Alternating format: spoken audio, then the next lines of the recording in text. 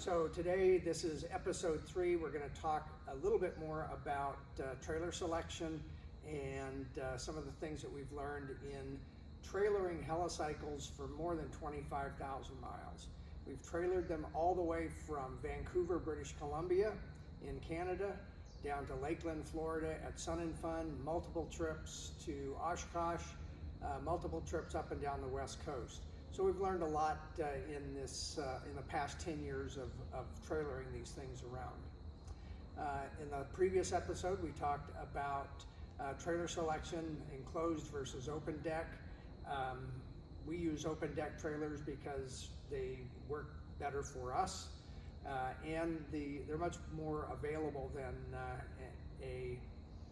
suitable enclosed trailers. Big things again, tandem axle trailers are important, and something we didn't talk about in the last episode is tires. So you'll find ATV type tandem trailers with the small tires, and then regular trailers like this with full-size tires. Full-size tires roll better over rough roads and bumps than those small tires. So our preference has always been go for the big tires, the full-size tires, because it's going to ride better. The other thing that you're going to find is buying a tandem axle trailer, the suspensions and the trailers have way more capacity than you need for a 600-pound helicycle. So how do you deal with that, and what are the implications of that?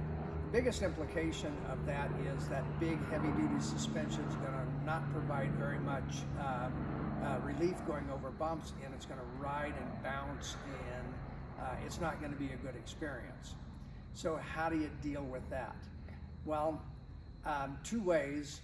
One is jack the trailer up, take the springs off, and either remove all the leaves except for the top main leaf, or turn the rest of them upside down and then put it back together. That way the entire weight of the trailer and its load is resting only on that one major main leaf. The other thing that you can do is on your tires.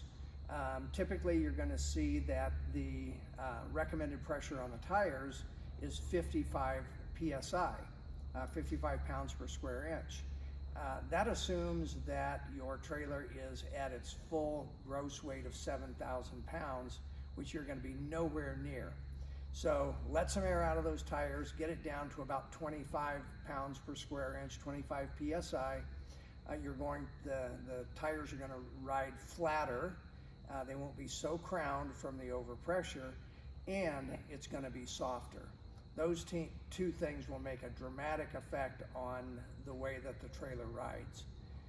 If you turn your springs over or remove the extra leaves, just don't loan it to your friend who then wants to haul his full-size Ford F-150 pickup with it and breaks all your springs and axles.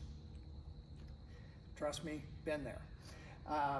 The final thing, and this probably made the biggest difference for us in trailering the helicycle, is invest in an air ride suspension.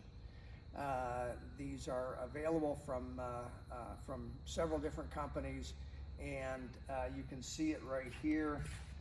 This particular one is called a Center Point by a company called Lippert. They're about $2,000 for the set. And this will make a huge difference, probably the largest difference we've ever seen in how soft and easy this trailer now rides. So those are some big things to think about as you prepare your trailer to get it ready to haul your helicycle.